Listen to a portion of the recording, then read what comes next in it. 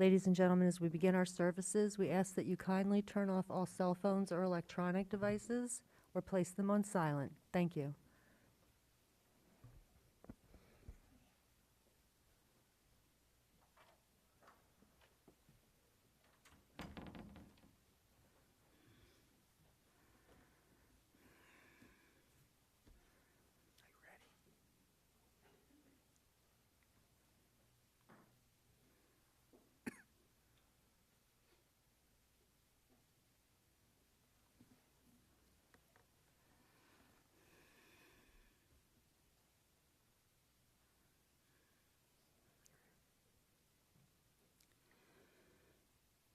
Adonai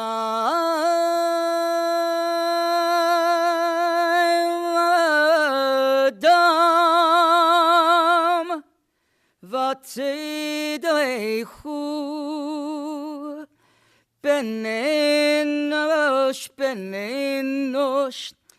Vachashvechu Adam le'avel Adama Yamav Ketzel Uvev Babokeh Yatzitz V'chalav la'erev the Molevish Tashev Enosh Adaka Vatomer Shuvu V'neh Adam.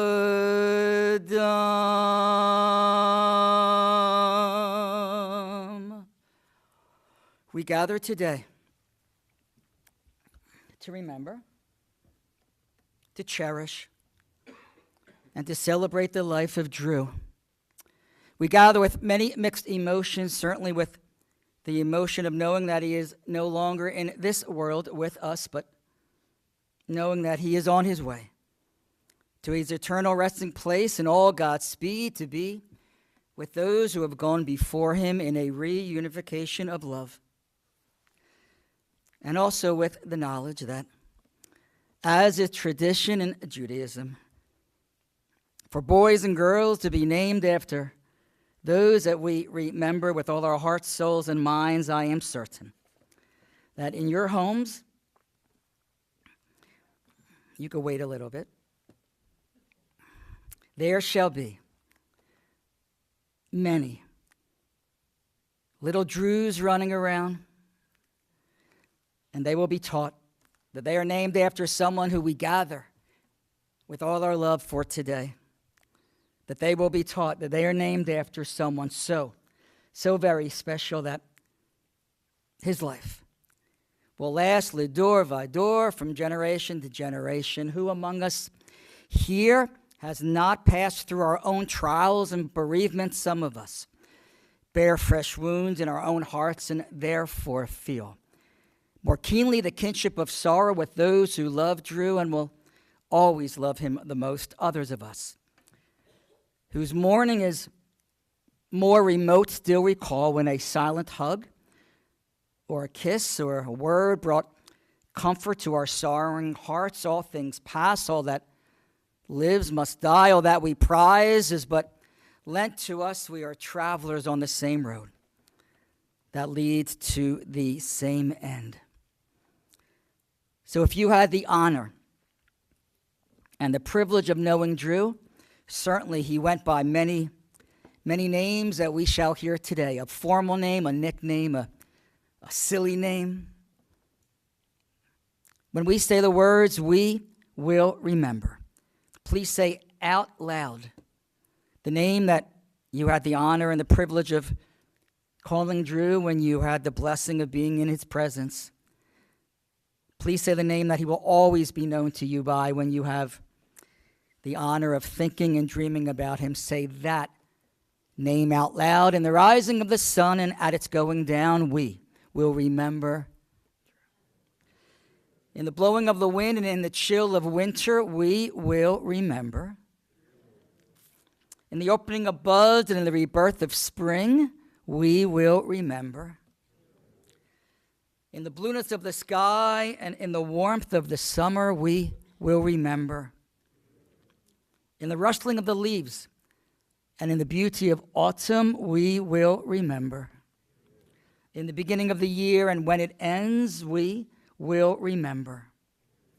When we are weary and in need of strength, we will remember.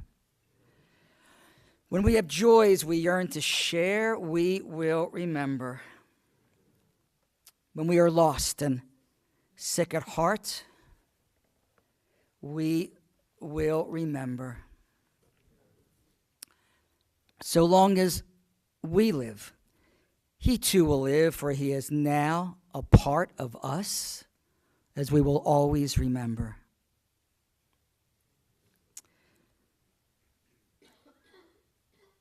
We call up, beginning those words of love, with Lauren.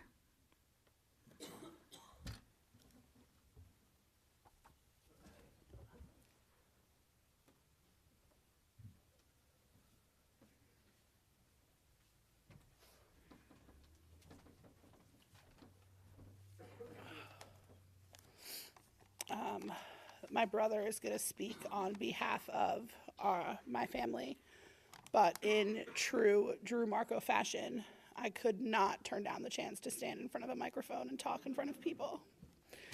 So I'm going to read Psalm 23, a psalm of David. The Lord is my shepherd, I lack nothing. He makes me lie down in green pastures. He leads me beside quiet waters. He refreshes my soul.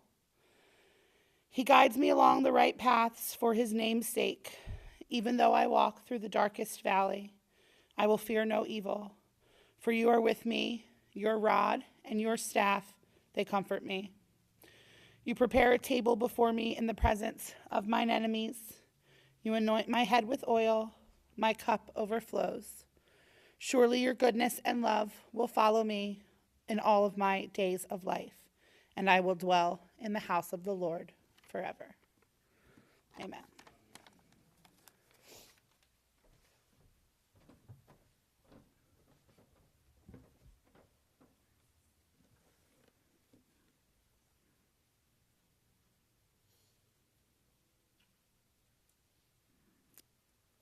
The beautiful psalm that Lauren just read by King David had the meaningful words that God will walk us through the valley of the shadow of death. King David never wrote that God will leave us there. So one day, when you wake up, what will be left in your hearts are simply the happy and joy-filled memories of joy.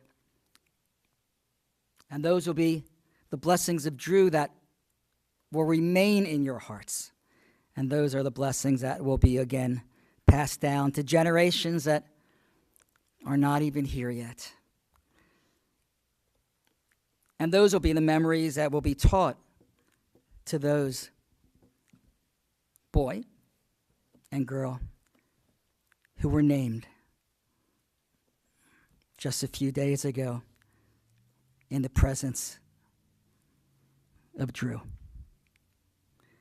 To the family, you have already started certainly to fill out all these forms that simply must be done for so many different reasons. And you will continue to fill out these forms, and on every single form will be the date of Drew's birth.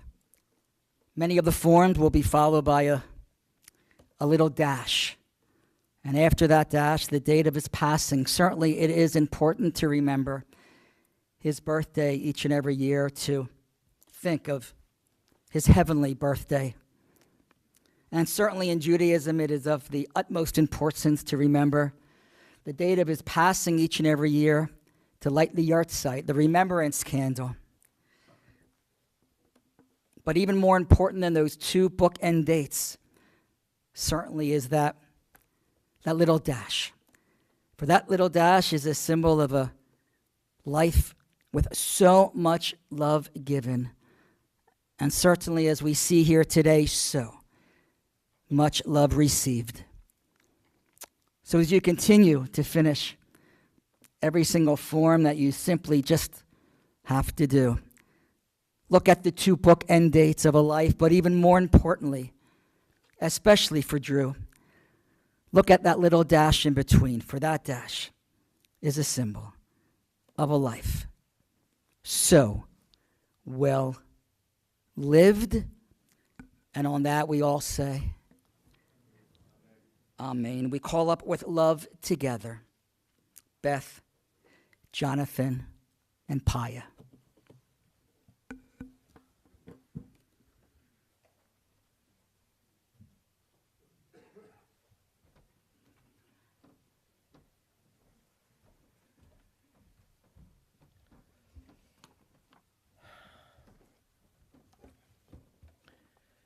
Hello, my name is Beth Markoe. I am Drew's older sister. A little later, I will tell you how much older I am than Drew.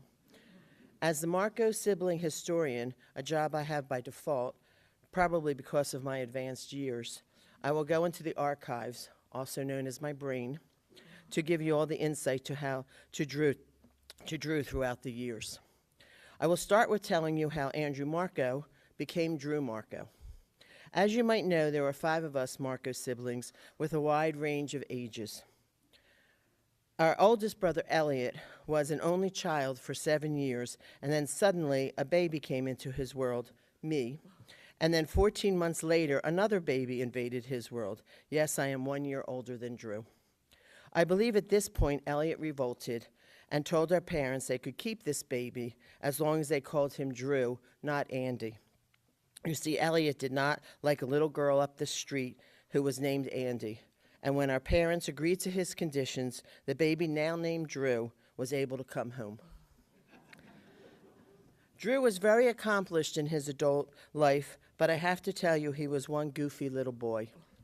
I have a couple of examples of his shenanigans that surely aged our parents. Let me set the scene. We lived in a row house in Overbrook Park section of Philadelphia. There were about 20 steps to get to our front door, which led into our living room, and then a second floor that housed the bedrooms. My mother's sister, our Aunt Marilyn, lived directly across the street.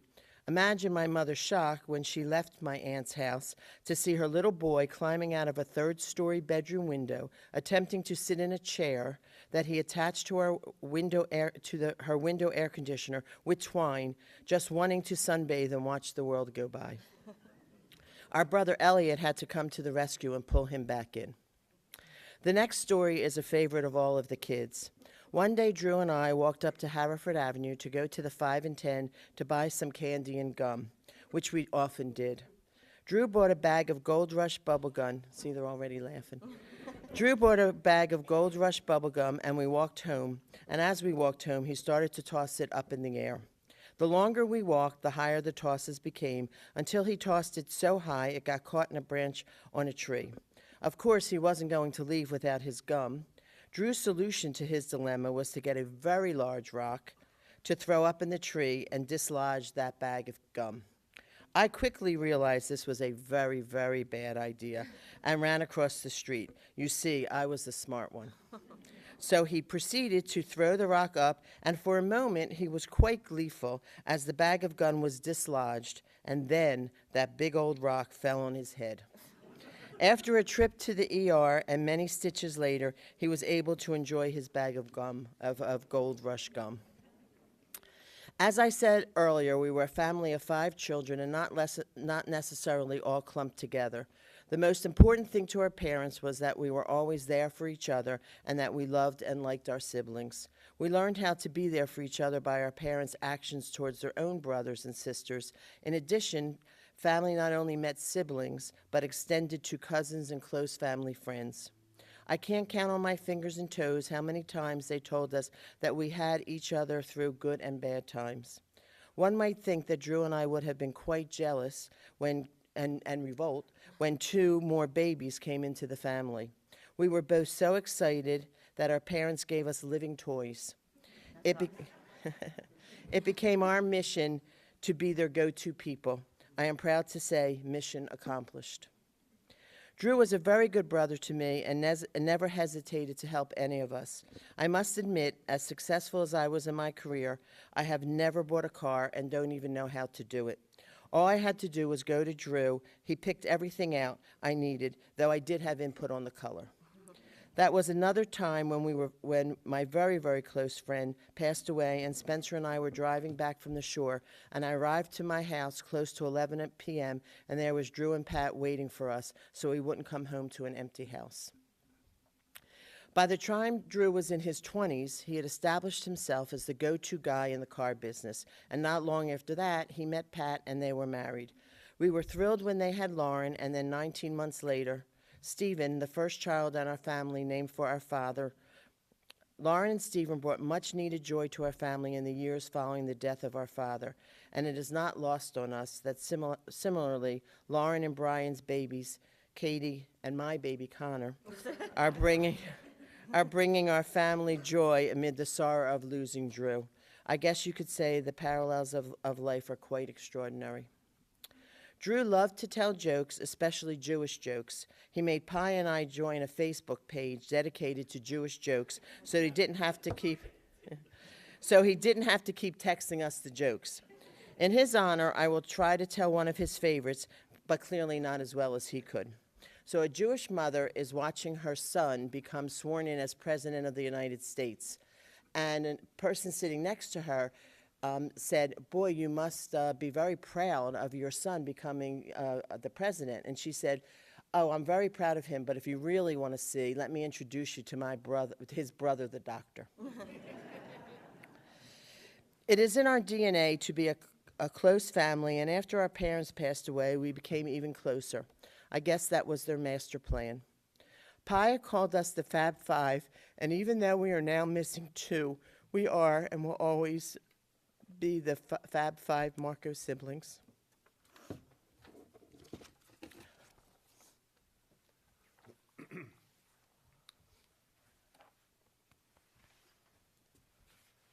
Okay, I have to follow that. Okay,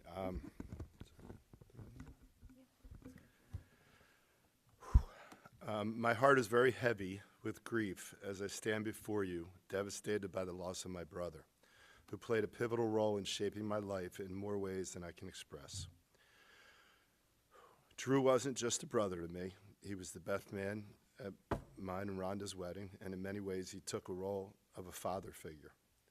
Growing up, Drew was such a presence in my life. Whether he was cheering me on at sporting events or even coaching me in Little League, he was always there. In fact, when he left for his freshman year at University of Pittsburgh, I was 11 and I cried like a baby. He was the human buffer between myself and my parents whenever I got in trouble, which if you ask me, didn't happen a lot, but my sisters would probably disagree. His presence was a constant in my life, a source of support, guidance, and love that I will cherish forever. As a family of Philadelphia sports fanatics, some of my fondest memories are the conversations I had with Drew before each season. No matter the performance of our favorite team, he was always the eternal optimist, always believing we were destined for a championship. To give you an idea about his unwavering optimism, one time he told me that Mickey Moniak was destined for the Hall of Fame. You debated that. So whenever we did secure a championship, I felt that Drew deserved to celebrate more than anyone. I will always find warmth in the memories I share with my brother in our lifetime together, but there's going to be an immense void for me as I look at my future without him. As devastated as I am, I need to let you know that I have found comfort in multiple things as I reflect on his passing.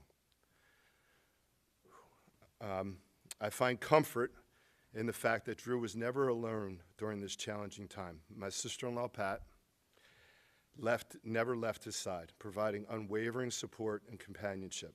I want to say thank you to Pat, even though I know you'd say it's just what a wife does. So thank you.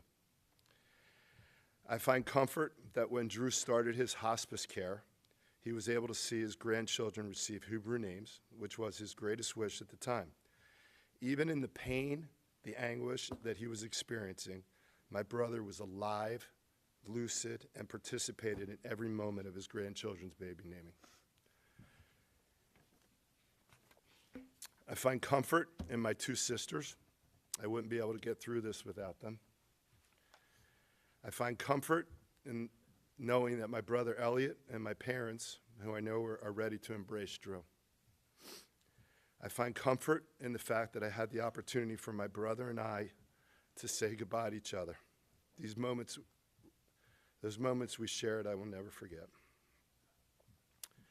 I find comfort in my wife and my children for their unconditional love and unwavering support throughout this period.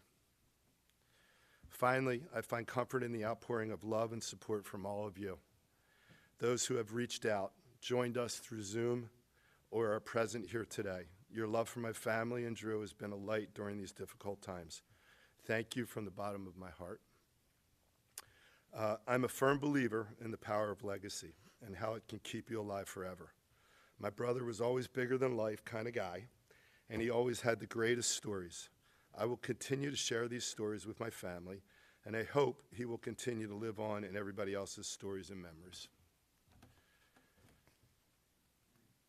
I love you, Drew.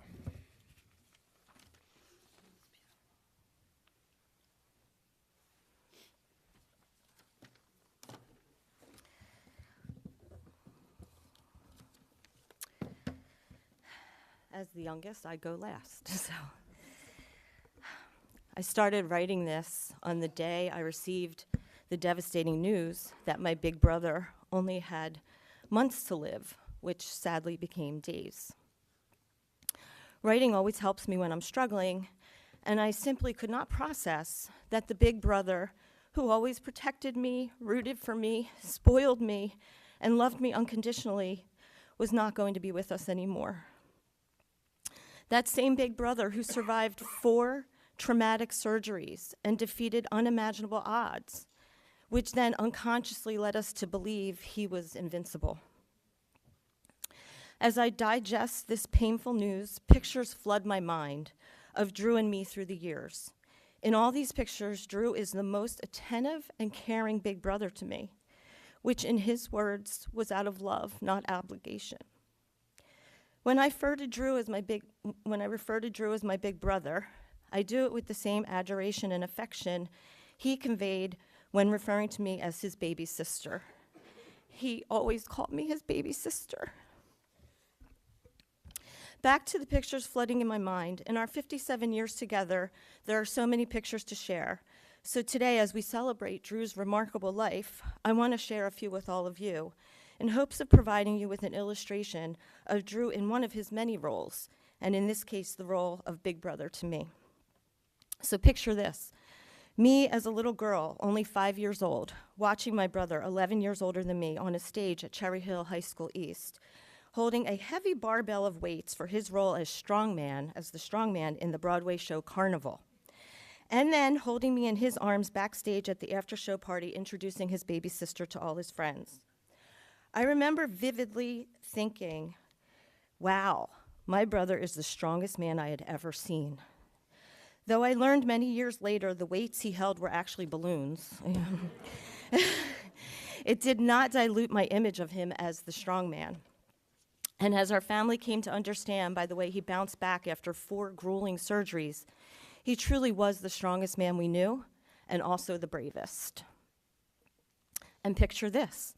Me as a 10-year-old playing softball in a recreational league, seeing Drew on the sidelines at every game, cheering me on, and then giving me pointers on how to polish my skills. The way he rooted for me in those early days never wavered. He was always my champion. He was never afraid to share his feelings with me either. And lately, he was very sentimental on Facebook.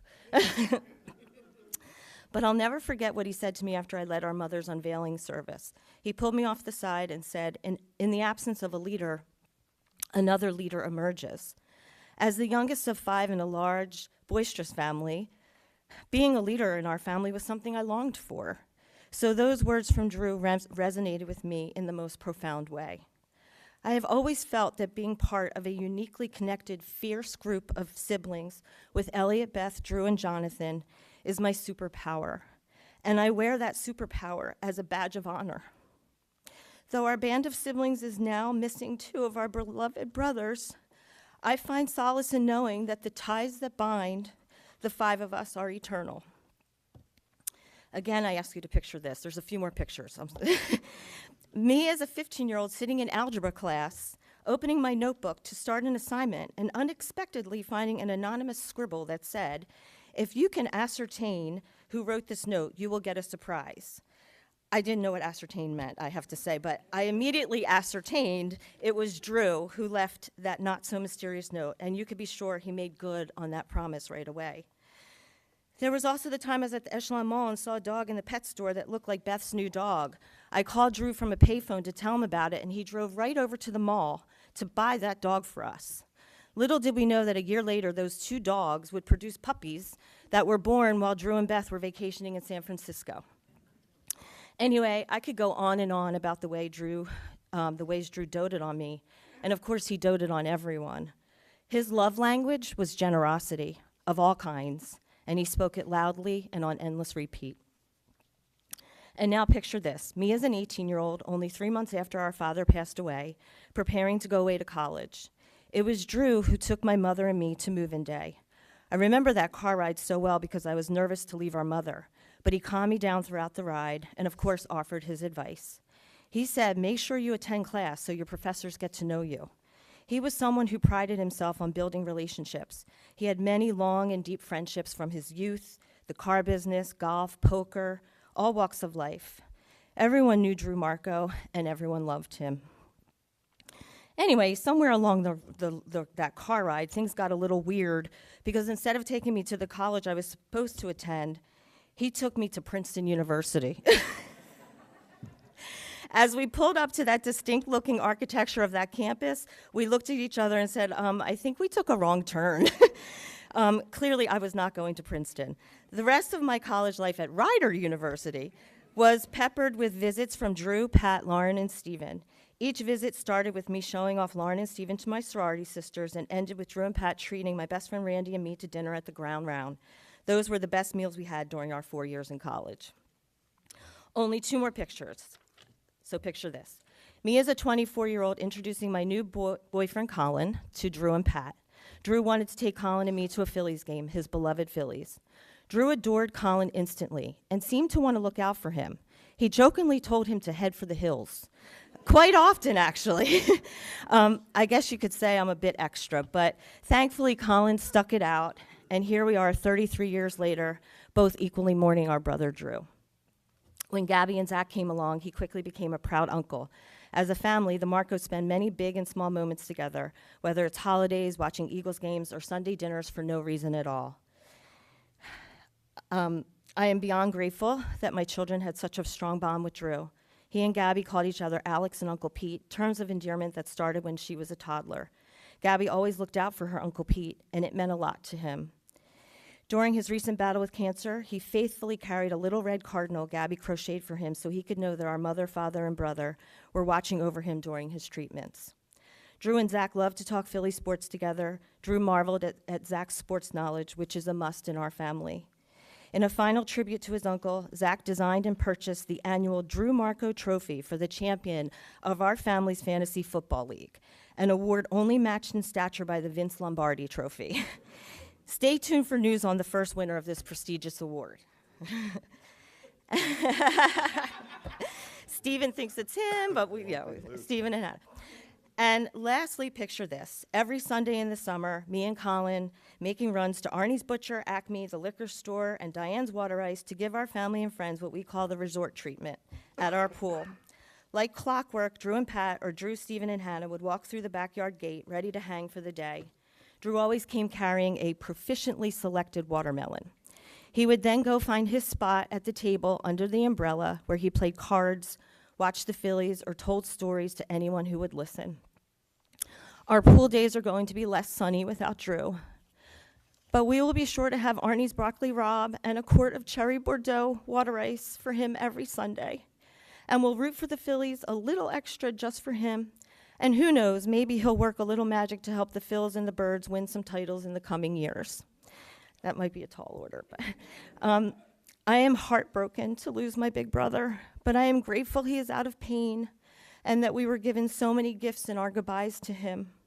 I am also grateful that I will always have these beautiful memories to lift me in periods of grief, and one day, when time and healing allow, fortify me in moments of joy. Drew, I promise to always love you and to continue to share these pictures of you so that you will live forever within all of us, especially within your two beautiful grandchildren, Katie and Connor. Rest in peace, big brother. You have more than earned it.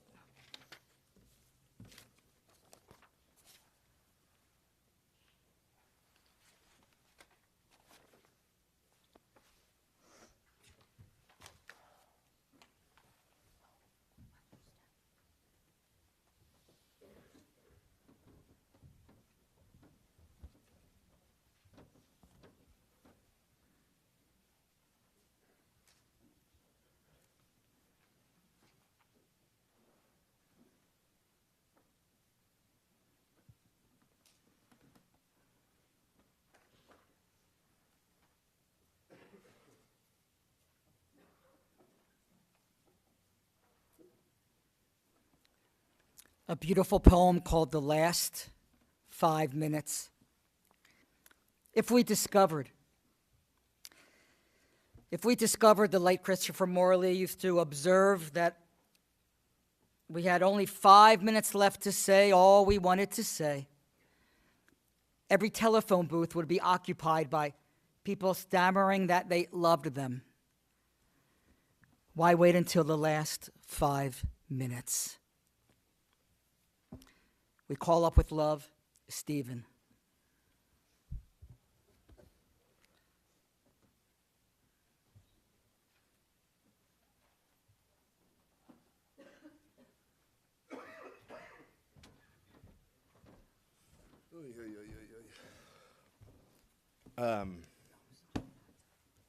Forgot to mention this in the eulogy, but I see a lot of golfers here today. My father is a former club champ at Woodcrest, so just want everyone to know that again. In one of my father and I's final conversations, I asked him what he wanted me to tell people about him. I said, "You want me to tell him that you're a great dancer?" He said, "I was a decent dancer." The real answer, though, was that he loved life, and he did love life. If people were dancing, my father was dancing. If they were singing, my father was singing. If they weren't singing, my father was singing. If people were hanging out, he wanted to be hanging out. He wanted to be the first person that got to it and the last person that left. That's all he wanted to do, just hang out. It didn't matter what we were doing. He could enjoy anything with the people that he loved. Just watch a baseball game, watch a football game, listen to Katie bop around in the background of a FaceTime giggling. It didn't matter. He just wanted to be there. These small moments gave him joy. And my father believed that all time spent together was quality time. He didn't need much. We would play, the What If I Won the Lottery game. His favorite game. All he would talk about was about who he would give money to. He gave away all his imaginary lottery winnings. He wanted to have so that he could give. People were what made him happy. His relationships were what made him happiest. If you were a friend, he was always looking for ways to strengthen that relationship. If you were in trouble, he wanted to be the person you called. It made him proud that he was someone you could turn to. He loved his friends. He loved his brothers and sisters and their kids. He loved my mom so much. He loved me and my sister so much. He loved Hannah and Brian like they were blood. He loved Katie and Connor with every second he had left. He loved his parents. He loved all his other forebears. This ring that I'm wearing was an NFL alumni ring that was made for my grandfather, my namesake, Steve Markoe. And he was just a massive figure in my father's life when he was alive and after, because my father would wear this ring to every Markoe event, baby naming, bris, wedding, funeral, anything, because it felt like he had his father there with him. And I'm sure I'm going to do the same. He asked me in one of our final conversations to keep it going. That's what he meant, keep it going, l'dor v'dor, from one generation to the next. He'd want us to keep his memory alive and create as many new memories as possible. I think the best time to remember my father is when you're together with family and friends and you feel a sense of total contentment and happiness. That's the feeling he wanted to share with everybody. I love my dad so much. I want to end by telling you that we won't be covering the mirrors of the Shiva house because my father would hate that. He never met a mirror he didn't like. I just want to finish with one of his favorite poems. Oh Lord, it's hard to be humble when you're perfect in every way. I can't help but look in the mirror. I get better looking each day. Thank you.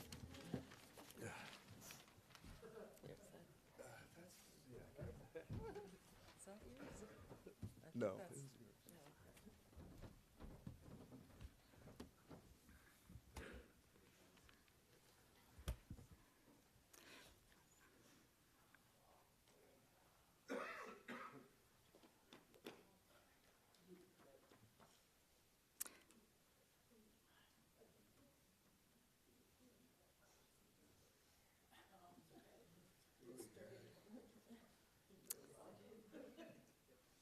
Before we close on the prayer of our departed, the family would like those who would choose to give from your heart in the name of Drew to give to the JFCS of Greater Philadelphia, the Jewish Family and Children's Service of Greater Philly. The link for donations is on the Plaque Memorial website, or speak to Pi and she can give you all the information. Shiva is tonight, Wednesday and Thursday night, tonight straight after the cemetery at 4 Stonehurst Drive in Voorhees, 4 Stonehurst Drive in Voorhees, and then tomorrow and Thursday beginning at 3 o'clock. Shiva services will be tonight, Wednesday and Thursday at 7:15 each night. If you're able to, we rise for the prayer of our departed, the Eil Malei Rachamim.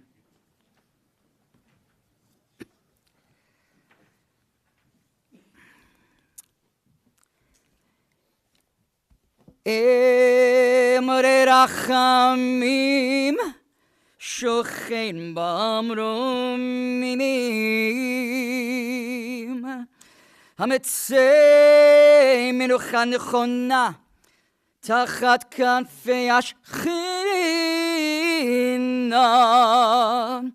עם קדשים מטרים גזרה רקיע, מזהירים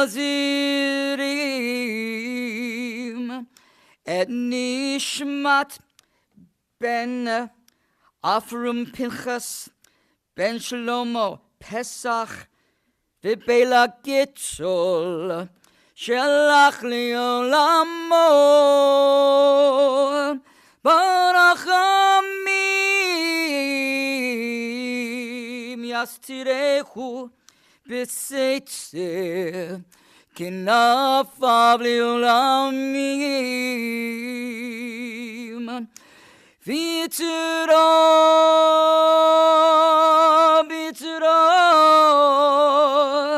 החיים נשמתו אדוני נחלתו וינוח בשלום על משכבו ונאמר Amen. And once again, in the space provided, please say the name that Drew will forever, in love, be known to you as compassionate God, eternal Spirit of the universe. Grant perfect rest in your sheltering presence to who has entered eternity, O God of mercy. Let him find refuge in your eternal presence, and let his soul be bound up in the bonds of everlasting life. God is his inheritance. May he rest in peace, and let us all say, you may be seated.